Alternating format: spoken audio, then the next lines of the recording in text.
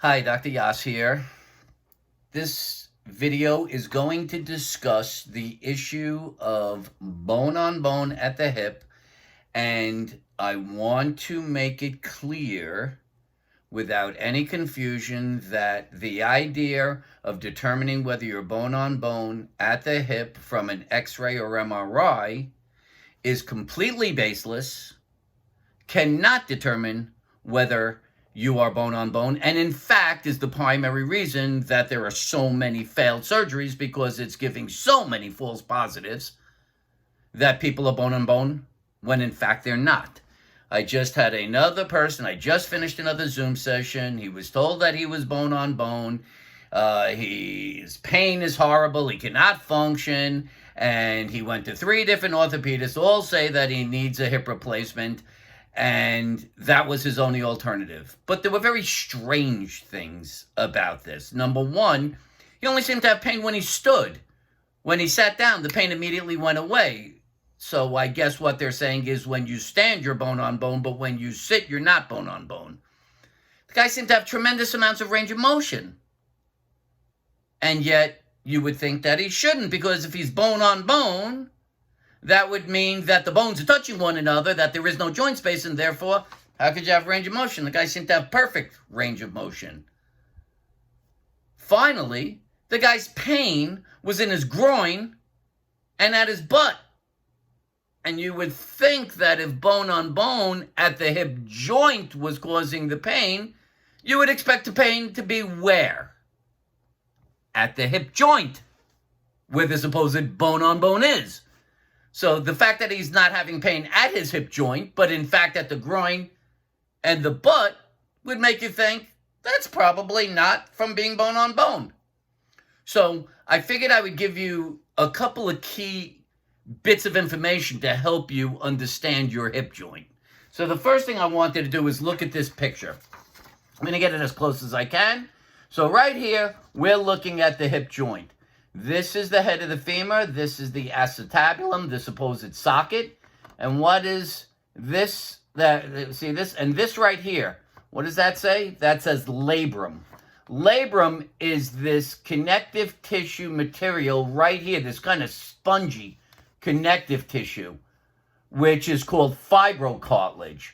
Your meniscus, your labrum, and even your intervertebral discs are made of fibrocartilage. It's kind of a spongy type of material which is used to take the shock absorbent value of the fact that when you're standing, your femur is being lodged into the socket to help support you.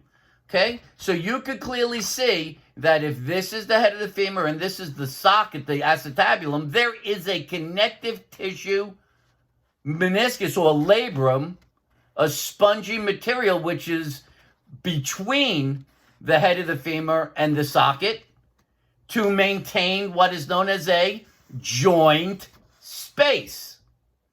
So the goal of the labrum is to maintain space between the head of the femur and the acetabulum so that when you're moving your thigh, that the head of the femur can move around in the joint so it's free to move.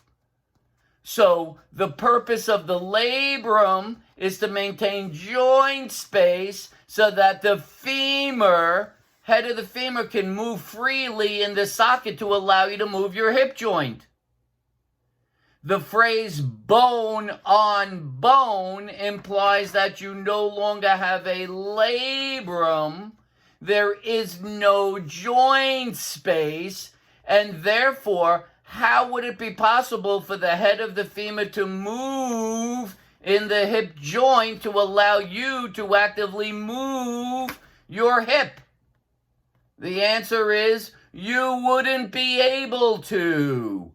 Therefore, the idea of an X-ray or MRI identifying being bone on bone is simply fictitious. The only true indicator of this is whether you have range of motion. This idea that the X-ray or MRI could identify 0 joint space from, let's say, 1/100th of an inch, is complete lunacy, because it is an image being interpreted by the human eye, and the human eye is not capable of differentiating such small amounts of space. So it is possible, when that wonderful person who does surgery for a living tells you that you have 0 joint space, that maybe in his or her psychotic mind, she's seeing 0, when in fact there is still some small aspect of joint space. The picture can't differentiate it, and they can't interpret it. But there is one way of interpreting it: the physical presentation of the joint. If there is joint space, even the slightest amount, that joint is going to function properly.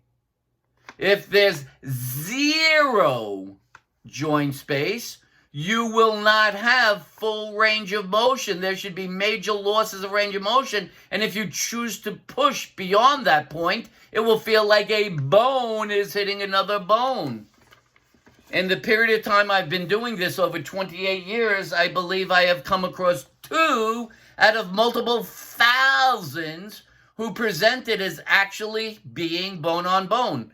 The other multiple thousands who were told they were bone on bone clearly were not bone on bone, because they had full range of motion. This gentleman I treated today had full range of motion. There was no loss of range of motion. So the fact that he was pinned into a corner by 3 orthopedists who make a living doing surgery, it's not shocking that they would weigh on the side that even though there is decreased joint space at 0, that couldn't be shocking to anybody, had pinned him into a corner thinking there was nothing left for this guy to do except, at some point, succumb and get a surgery he didn't need, which made the guy have to sustain massive levels of pain, complete levels of dysfunction, and being miserable on a daily basis.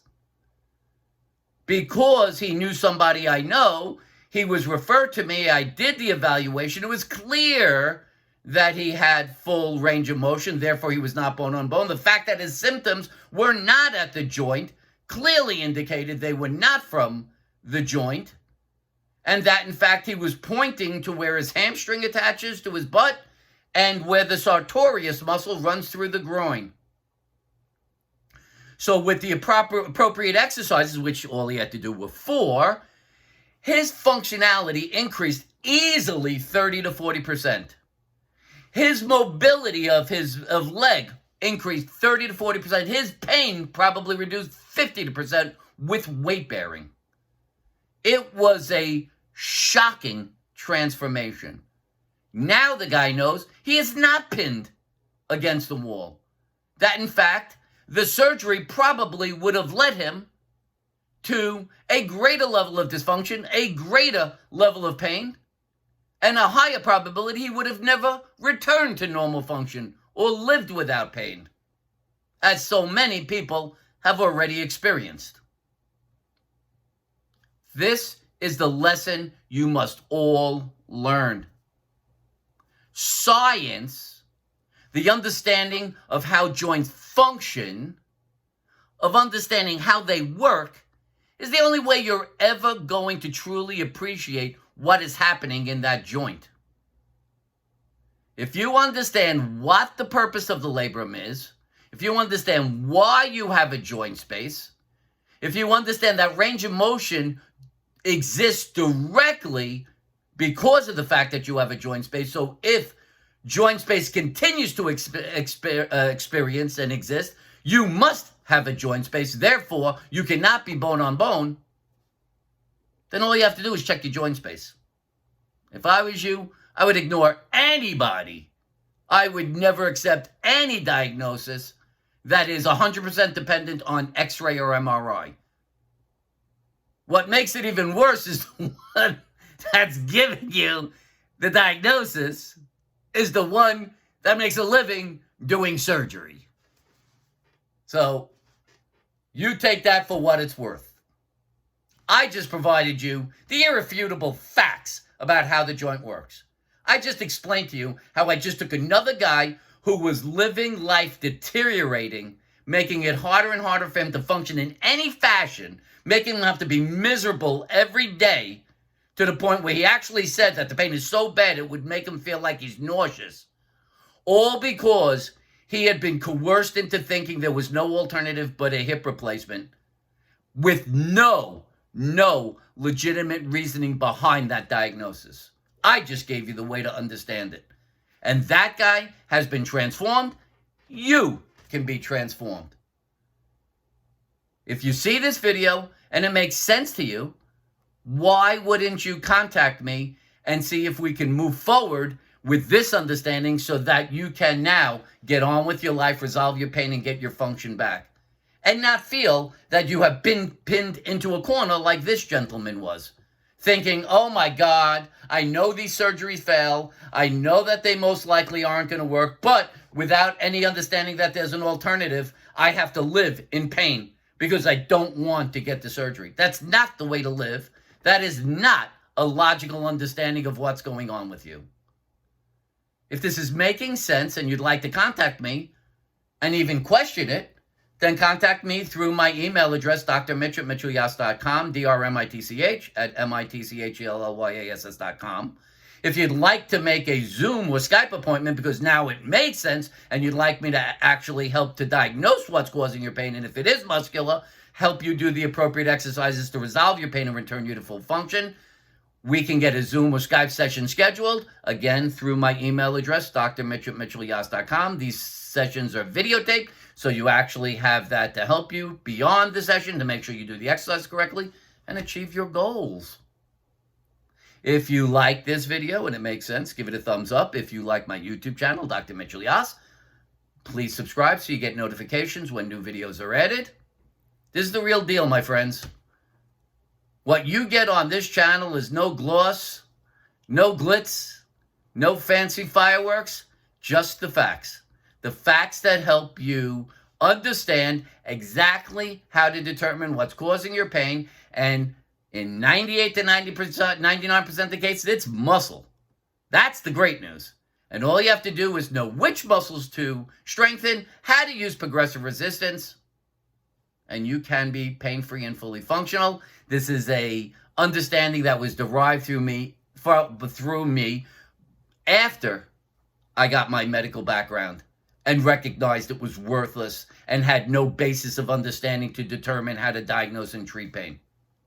This is a self-created understanding. I can assure you that by all means, get your physical therapy, get your chiropractic. When it all fails, if you think that this should be a last resort, that's fine. I'm all good for that. If you'd like to skip that process and come directly to the Yass method, I think that's a better solution. If this makes sense, and you're not going to hear this from physical therapy, chiropractor, orthopedic, neurology, rheumatology, anything in the medical system, because it's a fitness-based methodology of understanding the relationship between symptoms and function, I would suggest contacting me as soon as possible. Let's get a Skype or Zoom session scheduled, and let's get you out of pain, get you back to the full level of function that you're seeking, and allow you to be in control of your life from this day forward.